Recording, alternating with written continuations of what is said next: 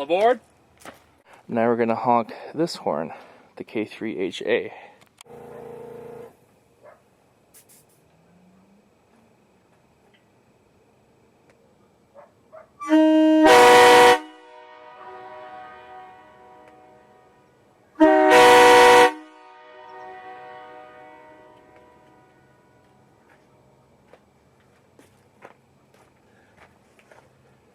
One more from the K3 right there.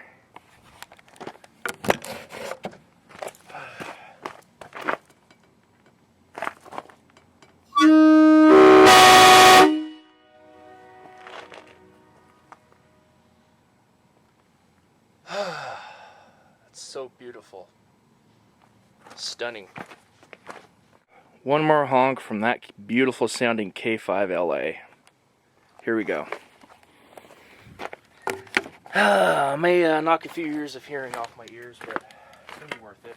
That or I'll just try to plug my ears while doing this. Here we go.